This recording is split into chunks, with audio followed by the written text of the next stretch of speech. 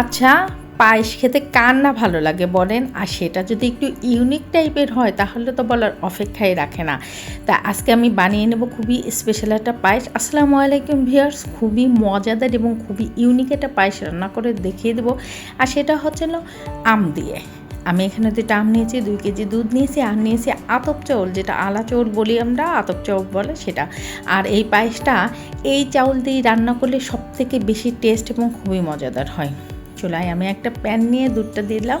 দুধটা দেখেন বরফ অবস্থা থেকে এখন লিকুইড হয়ে গেছে। দুধটা অলরেডি গরমে হয়ে গেছে এবং দেখেন বরফটা এসে গেছে। তার ভিতরে আমি চাউলটাকে দিয়ে দিচ্ছি। চাউলটা দিয়ে কিন্তু সঙ্গে সঙ্গে নাড়া দিতে হবে, নাহলে কিন্তু নিচে লেগে যেতে পারে।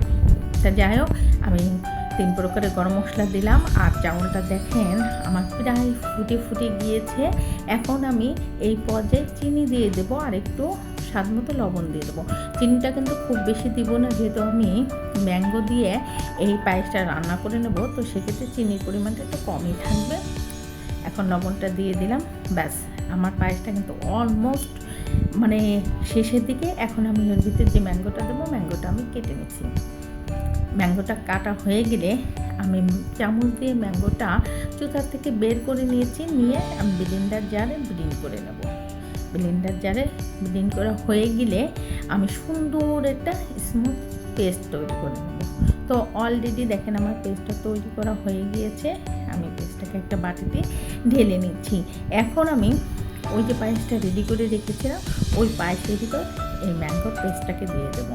আর এই পর্যায়ে জালটা কিন্তু হাই স্পিডে থাকবে না, তবে ম্যাঙ্গোর পায়েসের মধ্যে দেওয়ার সময় কিন্তু মিষ্টি আমটা দিবেন। টক আমটা দিলে কিন্তু দুধটা ফেটে যাবে। দেখেন আমি জালটা কিন্তু খুবই লো স্পিডে রেখেছিলাম। যাই হোক, আমার ম্যাঙ্গো পায়েসটা রেডি।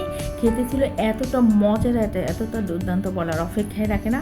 ইউটিউব থেকে থাকলে অবশ্যই একটা সাবস্ক্রাইব করে পাশে থাকবেন, ফেসবুক থেকে দেখে থাকলে একটু ফলো দিয়ে পাশে থাকবেন। তা আজকের রেসিপিটা কেমন হলো অবশ্যই কমেন্টস করে জানিয়ে দেবেন। আপনারা কে কোথা থেকে আমার রেসিপিটা দেখেছেন অবশ্যই একটু কমেন্টস করে জানিয়ে দেবেন।